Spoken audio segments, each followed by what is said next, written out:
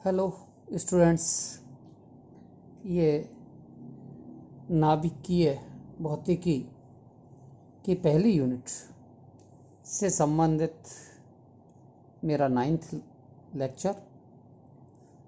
नाभिकीय चतुर्ध्रुव आघूर्ण को आपने पिछले लेक्चर में देखा था, पढ़ा था, जिससे हमें नाभिक की सममिति के बारे में पता लगता है। ये इसका सेकंड भाग है कि नाभिक का चतुर्ध्रुव आघूर्ण एवं नाभिक की उत्केंद्रकता, eccentricity of nucleus and its quadrupole moment. नाभिक का चतुर्ध्रुव आघूर्ण का फॉर्मूला पिछले लेक्चर में हम लोग कैलकुलेट कर चुके हैं और ये formula Q is equal to था इंटीग्रेशन आयतन का समाकलन rho into 3z² minus r² upon 2, it is 2 into dv। ये हमने कैलकुलेट किया था। रो इंटू dv अगर अपने आप में है तो ये वैल्यू नाभिक का कुल आवेश है, that is Ze, charge of nucleus. इस सूत्र को यदि एक घूर्णित दीर्घवृत्त के रूप में लिया जाए, मान लिया जाए कि ये एक दीर्घवृत्त के रूप में परिभाषित होता है, लेकिन दीर्घवृत्त भी घूर्णित दीर्घवृत्त है।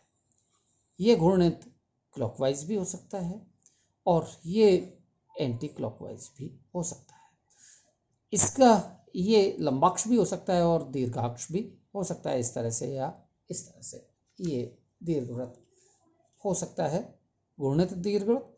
ये लंबाक्ष भी हो सकता है या फिर ये दीर्घाक्ष भी हो सकता है, और ये घूर्णित है क्लॉकवाइज या एंटी क्लॉकवाइज। सो दीर्घवृत्त घूर्णित दीर्घवृत्त के रूप में लिया जाए और इसकी अक्ष major axis small a, minor axis small b हो, ये इसकी अक्ष हो। और इस तरह से इस फॉर्मूले में इसको हम देखते हैं एलिप्स में, ये मेजर एक्सिस a और इसकी माइनर एक्सिस ये b, और ये z अक्ष के साथ में मान लिया जाए कि ये घूर्णन हो रहा है। इसमें क्लॉकवाइज हो सकता है या फिर एंटी क्लॉकवाइज हो सकता है। तो ये इक्वेशन है। इस इक्वेशन को अगर हम इस रूप में लिखें तो ये मान आएगा, जबकि इसमें रो इंटू dv का इंटीग्रेशन Ze होता है, ये Ze, और इसको एडजस्ट करते हैं तो ये formula 2/5 Ze a² minus b² के रूप में आता है, जबकि इसको हम हल करते हैं मेजर और माइनर एक्सिस के रूप में। इसको हम a² प्लस b² से ऊपर नीचे गुणा करते हैं, एक चीज। दूसरी चीज, इस इक्वेशन को 2 से भी हम ऊपर और नीचे मल्टीप्लाई करते हैं।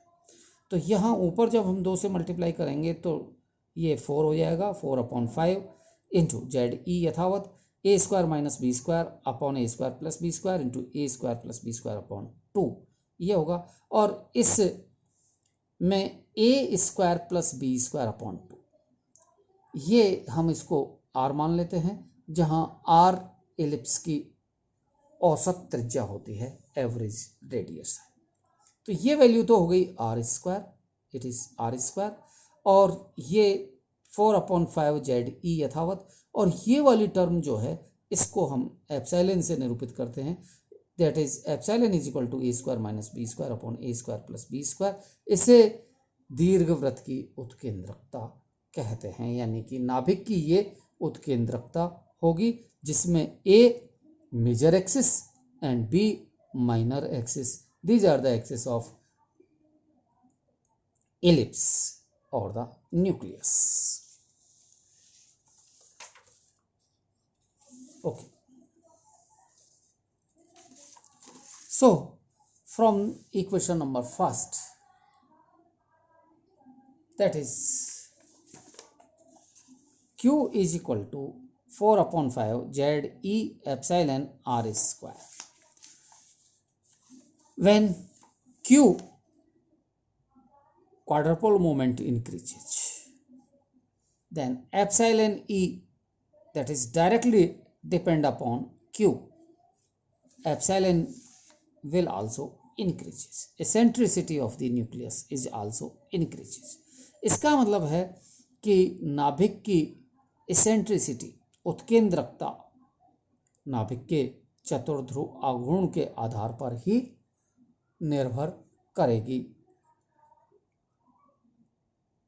फॉर न्यूक्लियस नाभिक के लिए अगर हम R और Q को कैलकुलेट करें कैलकुलेशन और उसके बाद वैल्यू पुट करते हैं तो नाभिक की इसेंट्रिसिटी नाभिकों की इसेंट्रिसिटी हमें प्राप्त होती है प्राय -0.06 से 0.174 के बीच की। इस रेंज में हमें नाभिक की इसेंट्रिसिटी प्राप्त होती है।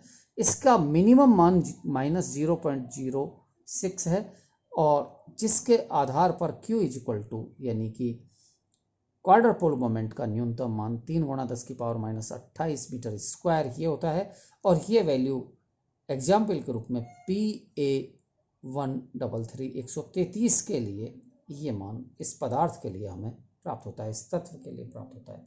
इसी तरह से नाभिक की इसेंट्रिसिटी का अधिकतम मान 0.174 ये नाभिक LU176 के लिए प्राप्त होता है और इसके संगत क्वाड्रपोल मोमेंट अधिकतम होता है दैट इज 7 × 10⁻28 मीटर स्क्वायर। ये सब कैलकुलेशन करने पर हमें प्राप्त होते हैं। इस प्रकार नाभिक की उत्केंद्रकता से हम ये जानकारी प्राप्त होती है, हमें ये पता लगता है कि नाभिक की सममिति गोलीय सममिति से किस हद तक विचलित हो जाती है। तो ये नाभिक की इसेंट्रिसिटी से हमें ये पता लगता है, उत्केंद्रकता से पता लगता है। इसका हम क्वांटम यांत्रिकी में इसकी वैल्यूज को देखना चाहें, it is the quantum mechanical approach. तो क्वांटम यांत्रिकी के अनुसार हम बात करें तो चतुर्ध्रुव आघूर्ण Q इक्वल टू ये फॉर्मूला हम लोग कैलकुलेट कर चुके हैं और इससे हम ये देखते हैं कि Q0 यानी कि चतुर्ध्रुव आघूर्ण एक संकारक के रूप में है, क्योंकि क्वांटम यांत्रिकी में कोई भी क्वांटिटीज एग्जैक्ट क्वांटिटी नहीं होती और इनकी वैल्यू को कैलकुलेट आइगन फलन की सहायता से किया जाता है। तो इट इज़ द ऑपरेटर और इसकी क्वांटम अवस्था J, चतुर्ध्रुव आघूर्ण की क्वांटम अवस्था J कोणीय संवेग और कोणीय संवेग के ये क्वांटम संख्या J दैट इज J, क्योंकि इसकी वैल्यू -J से शुरू होकर +J तक होती है। तो ये mj that is -J +1 0 and 1 2 up to J तक ये वैल्यूज होती हैं J की। देन द क्वाड्रपोल मोमेंट चतुर्ध्रुव आघूर्ण J के रूप में जो आएगा वो हमें इस रूप में प्राप्त होता है that is Qj equal to J - 1 upon 2 × J + 1 Qj, it is Qj। इसके आधार पर Qj का मान Q0 से हमेशा कम होगा, क्योंकि ये घट रहा है तो ये हमेशा कम होगा। इसका कारण नाभिक की सममिति है। अतः आवेश वितरण Z' अक्ष में होगा। ये अभी तक तो हम ये मान के चल रहे थे कि या तो नाभिक इस तरह से होगा, हम ये मान के चल रहे थे कि नाभिक या तो इस रूप में हो सकता है या फिर ये इस रूप में हो सकता है और या फिर ये गोला हो सकता है। लेकिन अब नाभिक की सममिति ये Z अक्ष में भी न हो करके Z' अक्ष में हो, ये यानी कि नाभिक इस तरह से हो सकता है। तो ये हमें क्वांटम यांत्रिकी के रूप में पता लगता है। इसके बारे में बहुत डिटेल में हमारी अध्ययन हमारे सिलेबस से बाहर की चीज़ है। तो ये सब कुछ हमें ने देखा नाभिक के गुणों धर्मों के रूप में। धन्यवाद।